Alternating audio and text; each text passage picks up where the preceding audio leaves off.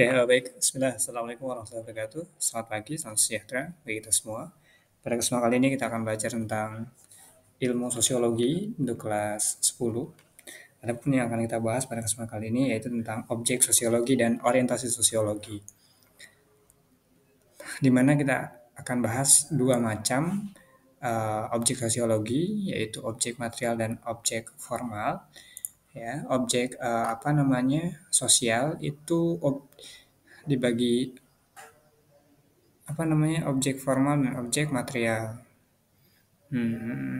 Kita jelaskan dulu untuk objek material. Objek material sosiologi adalah kehidupan sosial. Nah, terkait tentang kehidupan bermasyarakatnya, sosialnya, teman-teman.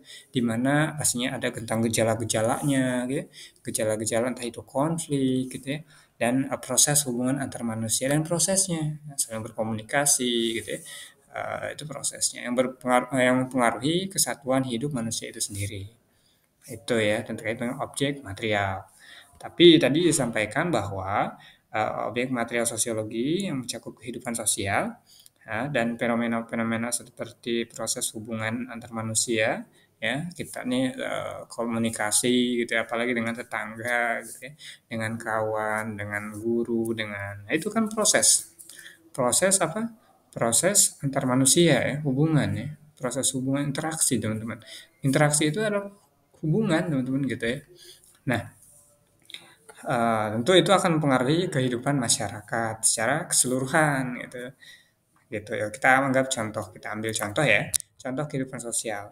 Fenomena urbanisasi yang membawa perubahan dalam interaksi sosial masyarakat pedesaan. Kalau zaman dulu masyarakat pedesaan itu aware ya, wah kuat banget.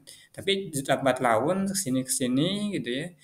Orang-orang zaman dulunya mungkin udah nggak ada, udah meninggal gitu ya. Semakin sedikit atau nggak mereka pindah keluar, tentu apa namanya desa itu akan sedikit berubah ya. Awalnya mungkin masyarakat itu solider, empati, ketika ada yang sakit dia langsung terjun, langsung nengok dan seterusnya gitu kan.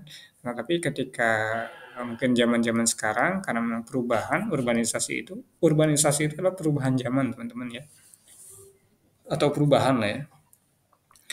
Di mana ketika orang-orang pindah ke kota, orang desa tuh ya, pindah ke kota, interaksi antara tetangga di desa menjadi lebih renggang karena banyak yang meninggalkan rumah mereka. Itu ya, karena memang banyak yang meninggalkan rumahnya, ya kan, terus komunikasi atau enggak interaksi antar tetangga ya, itu semakin jauh mungkin karena memang udah jadi habitnya, kebiasaannya, karena dia pindah ke kota nih, datang lagi ke desa itu udah beda lagi prinsipnya, mungkin seperti itu. Apalagi ketika rumahnya ditinggal ya, supaya mungkin apa namanya eh, supaya mungkin lebih menghindari hal yang tidak diinginkan. Nah, begitu ya contoh tadi di desa yang membawa perubahan dalam interaksi sosial masyarakat pedesaan. Ya.